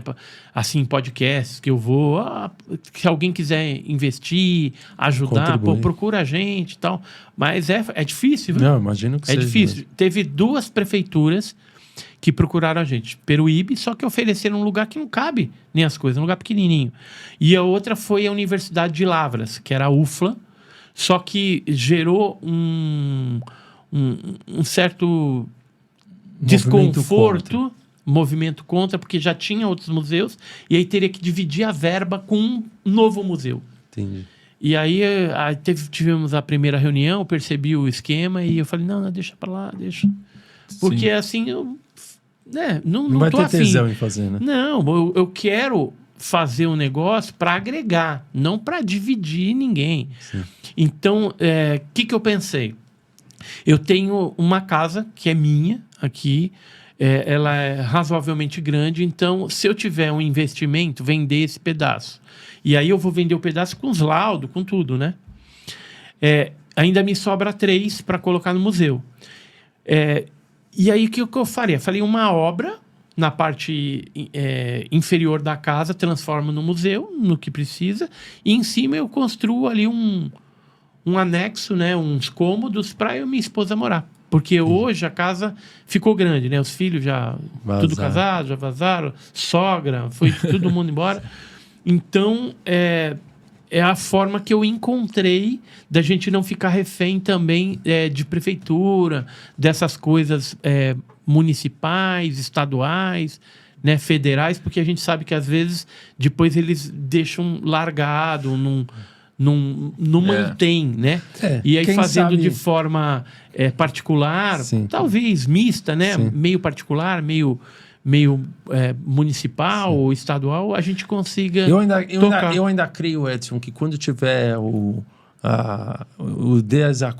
desacobertamento, o Brasil vai bater no peito e vai falar: aqui é a terra dos OVNIs, temos diversos casos incríveis, vamos chamar os especialistas. Então, apareceu já um político hoje dizendo que se ele for eleito, que ele vai lutar pro desacobertamento dos documentos aqui no Brasil. Sério? Sério, já tá aparecendo. Quem que é esse? Cara, não lembro o nome porque eu não acompanho muito política. Sim. Mas apareceu, eu vi hoje lá na internet já o carinha lá falando, saiu publicado. E assim, vai aparecer muitos, tá? Sim. O que eu tô sabendo? Que se houver uma abertura, mesmo que seja parcial, nos Estados Unidos, isso acaba resvalando aqui no Brasil. Então a gente consegue abrir um pouco mais os arquivos secretos do Brasil. Tipo um efeito dominó. É um efeito dominó. Teve até um cara que a gente tem contato com o militar, com o pessoal da inteligência. Tem gente que gosta de OVNI também e procura a gente. E eles falaram, estamos esperando. E pode ser que, acontecendo isso, haja um avanço nessas questões. Caso contrário, continua tudo como antes, né? Inclusive, o próprio presidente brasileiro, ele tem acesso limitado também a certas coisas. Limitado. Então, quando, por exemplo, não sei se vocês lembram, a Dilma, né? Quando ela assumiu tudo, ela foi para Varginha. Aí eu respeito o ET de Varginha, até porque ela sabia que aquilo era verdade, que tinha acontecido de fato algo, né? Então ela... Mas não sabia qual a profundidade do negócio, porque fica mais num nível militar restrito. Entendi, perfeito. E lá no começo, Edson, você falou de um tal do Projeto 7. O que é esse projeto? Fiquei nada. É um projeto de procura de vida inteligente. Entendeu? Inclusive, várias pessoas comuns podem participar disso. Como que entendeu? Ajudando. Aí eles instalam um programa no computador, na sua casa mesmo, qualquer parte do mundo. Aí você faz parte do grupo de computadores que ficam procurando, rastreando determinada... Porque, assim, é muito grande a imensidão do céu. Então, tem algumas pessoas que ficam responsáveis por pedacinhos. Entendi. Ficar olhando. Nossa. Mas isso foi feito por parte do governo americano? Não, pela NASA. Pela NASA. Entendi. Só que hoje a NASA é oficial. Ela faz parte dos grupos de inteligência, né, do governo. Antes não era. Antes era meio misto. Só que agora ela está totalmente na mão do governo. Então, por exemplo, se antes ela mentia, hoje ela pode mentir oficialmente. Entendeu? Perfeito. Muito legal, hein? E eu te pergunto uma coisa. Qual que é a importância para nós termos a consciência dessas possibilidades de vida existente? Porque aqui é um canal para falar sobre autoconhecimento e uma grande contribuição nossa é poder explanar as verdades dessa matrix que aqui vivemos. Então eu pergunto para você é especialista aí em UFO, qual que é o papel realmente para nós, para o nosso dia a dia, para o dia a dia das pessoas? Olha, nós teremos que quebrar paradigmas quando acontecer a revelação de que vida extraterrestre de alguma forma exista. Por quê? Porque nós fomos criados, principalmente dentro das religiões, como Deus ou Criador, seja lá como queira dar o nome, criou somente a gente aqui. E aqui é uma poeirinha de nada, entendeu? E a hora que isso for divulgado ou que realmente aparecer alguma evidência, né, de vida e isso for difundido para todo mundo, a gente vai ter que passar de seres terrestres, a mentalidade de seres terrestres, para seres cósmicos. Olha. Porque Deus, ou esse Criador, ele fez muito mais coisa. Ele povoou outros planetas, outros sistemas solares, outras dimensões, sei lá. Esse Deus, ele é poderoso. Ele criou tudo isso, funcionando perfeitamente como funciona até aqui. E aquela coisa, a gente vai ver nessa revelação que o poder criativo de Deus é algo magnânime, é algo majestoso, poderoso. E que isso não desmerece em nada, né, o que a gente entende como Deus hoje. Pensando ali, né, na nossa simplicidade, que Deus criou só a gente. Como se a gente fosse alecrim dourado. A gente é o alecrim dourado, a gente é o centro do universo. Não. Aí a gente vai entender que existem outros tipos de vida. E não é difícil pensar isso, porque você acha que Deus, né, ou quem criou tudo isso, esse universo, faria tantas estrelas que às vezes com o nosso olho nu, ou mesmo com telescópio, a gente não enxerga? Para quê?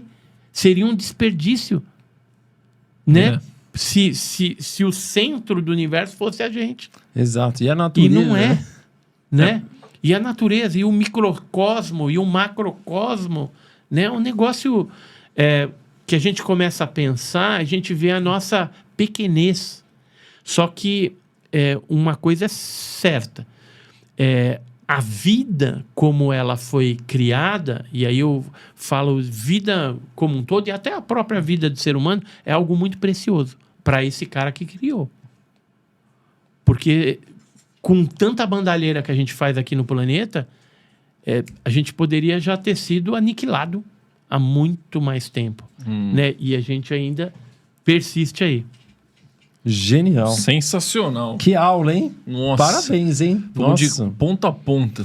E que livro é esse aí que você nos mostrou? Esse aqui é o ETs de Varginha montando quebra-cabeça, tá? Eu tô para receber a reedição dele, a capa vermelha, né? Vou receber, era para ter recebido hoje, acredito que amanhã já vai estar em mãos e a gente já vai começar a fazer a redistribuição para quem comprou. E aí onde compra? Na www.lojadoedisboaventura.com.br. Legal. Tá? Lá tem estatueta de ET, tem camiseta, tem Que revista, da tem um hora. monte de coisa legal. Tem meia de ET, quem quiser esquentar o pé, né? Ficar com o pé quentinho, né? Então tem bastante coisa e você estará ajudando nas nossas pesquisas, né? Porque vez ou outra a gente sai para fazer. Fiz Pesquisa. agora recentemente pesquisa em Cláudio, Minas Gerais, em Varginha. Tive na Argentina também. Embora na Argentina eu fui com milhagem, não gastei dinheiro de ninguém. O dinheiro que sobrou da última viagem eu estou guardando para fazer uma expedição ao Nordeste, né? Que vai ser Paraíba, Pernambuco e Piauí. Que então legal. a gente vai estar lá investigando os casos, depois a gente traz como conteúdo no canal Edson Boaventura no YouTube. Que legal. A gente coloca lá, tem mais de 1.300 vídeos. Se você quer aprender um pouquinho mais sobre essa temática ufológica, lá tem bastante. Show de material. bola. E Chapada dos Veadeiros também? Então, Chapada dos Veadeiros, ela é uma das áreas de bastante incidência ufológica no Brasil, assim como outra chapada, Chapada Diamantina, a Chapada dos Guimarães, em Mato Grosso. E, além dessas áreas de chapada, a gente tem sul de Minas Gerais, que tem uma incidência bem grande, Serra da Beleza, no Rio de Janeiro, Vale do Ribeira, que é o PETAR, Parque Estadual e Turístico do Alto Ribeira. Lá tem casos desde 1941, objetos entrando e saindo de dentro das cavernas. Eu mesmo já filmei, já fotografei OVNI lá. Né? É uma casuística bem interessante. Esse ano eu devo voltar lá para fazer uma expedição. Nossa, Né, que da hora, para essa região, porque ela tem uma incidência muito grande. Então, tem alguns lugares no Brasil que tem uma incidência maior. Né? O litoral também, algumas cidades do litoral. Aqui em São Paulo, se você está em São Paulo, eu aconselho Ilhabela Ilhabela. ou Peruíbe, que são 2 hotspots ufológicos, onde aparece bastante o fenômeno. Que legal. Parabéns, hein? Nossa, então, para você que está aí, quiser conhecer, se aprofundar um pouco mais nessa temática super relevante que a gente trouxe hoje aqui com o Edson, entre aqui, está aqui na descrição do vídeo o contato dele, né? No Instagram, o canal no YouTube dele, vocês vão poder conhecer mais. Aí tem milhares de vídeos, né? Como ele falou. E também o livro dele super bem documentado aqui com um pouquinho do que a gente falou. Hein, Rosa? Qual que é a nossa palavra-chave, Então, Rosa? vamos ver quem são os fortes que ficaram até o final, né? Os que estão mais desenvolvendo aí a parte interior. Escrevam nos comentários para a gente saber quem chegou até o final. Revelação de Varginha. Exatamente, muito bom. Então escrevam aí. E como é revelação de Varginha, eu vou revelar para vocês 2 copos de Varginha, um para cada um. Que da hora, hein? A gente fez em comemoração aos 30 anos do caso Varginha e nós levamos no evento, né? A gente participou lá na cidade de Varginha desse evento de 30 anos, teve várias palestras, as meninas estavam lá dando depoimento. Nossa, as meninas também. Foram lá também? Estavam lá médicos também, né, que participaram do caso. Então, foi super legal e eu trouxe de lembrança aí para vocês. Obrigado, viu? Tem aqui o conceito do quebrar a cabeça, né? Isso. Que é montando o quebra-cabeça, Montando né? quebra-cabeça. E 20 de janeiro 20 de 96, janeiro foi a data primordial do caso Varginha. O marco. Esses seriam os Greys, né? Esses seriam a gente não fala gama. Gama. Tem os Greys, que é o tipo alfa, é 80%. Tem o beta, que é parecido com o ser humano. E tem os gamas, que são esses bizarros, né? Então, esse marrom, de olho vermelho. Muito legal. Com corpo coberto de pelos, energético, robótico. Aí tudo entra no campo do gama. Muito obrigado, hein? Muito obrigado de coração pelo presente. Gratidão mesmo. Então, escrevam aí Revelação de Varginha. Escrevam aí, Revelação de Varginha. E escrevam também de onde vocês estão nos assistindo. Deixem o seu like. E se esse conteúdo foi interessante para você, imagina que legal se for para alguém que você ama demais. Então, compartilhe essa live, compartilhe esse episódio aí para muita gente para todo mundo ficar aí bem, né? Informado, né? Eu aprendi pra caramba. E você, Rosa? Pô, mudou a cabeça aqui. Não, sinceramente, agora eu vou mergulhar nesses assuntos. Porque é muito incrível. Foi a primeira vez que a gente recebeu uma pessoa sobre esse tema com tanta profundidade e coisas realmente reais e fatos, né? Uma pesquisa sobre o assunto. Isso que é legal, é o ufólogo que realmente estuda o negócio, né? Tem o ufólogo que só crê e vai na crença mesmo, né? Tem, assim, adeptos da ufologia que só creem, né? Então aí acaba virando uma crença, né? Sim.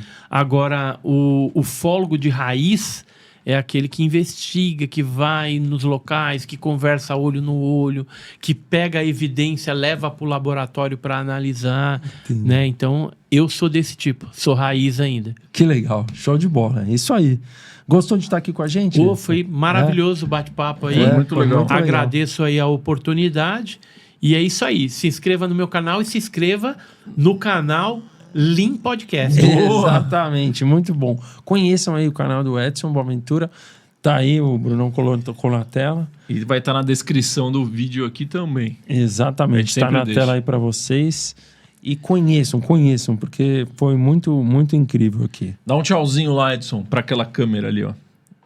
Aê! Valeu, galera! Valeu, até a pessoal. próxima!